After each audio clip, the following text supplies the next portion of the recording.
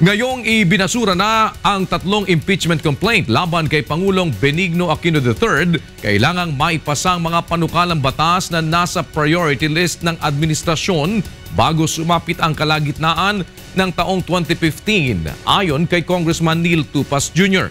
Ito ang balita ni Jerry Alcantara. Kailangan ng pagtuunan ng pansin ng mga pangunahing panukalang batas na nakabinbin ngayon sa Kongreso. Ayon kay Congressman Neil Tupas Jr., target na maipasa o maamyenda ang mga ito sa mga nalalabing buwan ng 2014 hanggang sa kalagitnaan ng 2015 bago ang paparating na halalan sa 2016. Sa Oktubre 2015, simula na ng filing ng Certificates of Candidacy. Looking forward na kasi tayo sa mga mapapasa na mga batas. Kailan ba ang time frame natin na makakapaglabas tayo ng mga desisyon? Sa ngayon, medyo may time na ngayon. Nakafocus tayo doon sa mga batas. Let's say yung mga hearing, kanya-kanya na ngayon.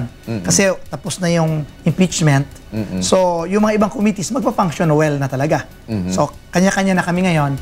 At sana matpasa namin early next year yung mga kailangan ipasa.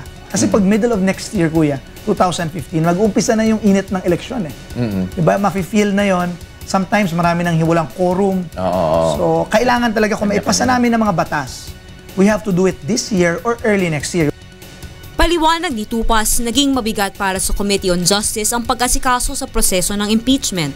Ngayong naghahanda na ng committee report na isusumite sa plenaryo, maari na nilang balikan ang nakabinding Witness Protection Bill, Whistleblower Protection Bill at ang usapin ng Judiciary Development Fund. Nabanggit din ni Tupas ang kailangang pag-fast track ng Bangsamoro Basic Law at Freedom of Information Bill. Tiwala si Tupas na may papasa na ang FOI sa kasalukuyang administrasyon. Yung FOI naman, kailangan na yung Freedom of Information Bill. Dapat kuya, last Congress pa yun eh. Yes, Ako I'm pushing for it. Sinusulong ko yun, but medyo naantala lang. Pero ang sabi naman ni Speaker, na ipapasa ngayong may pag-asa ba? May pag-asa. Sabi ni Speaker, no? May pag-asa. May posibilidad na mabinbin muli ang pagpapasa ng mga nasabing batas kung sakaling may pumutok muling kaso ng impeachment. Jerry Alcantara, UNTV News Worldwide.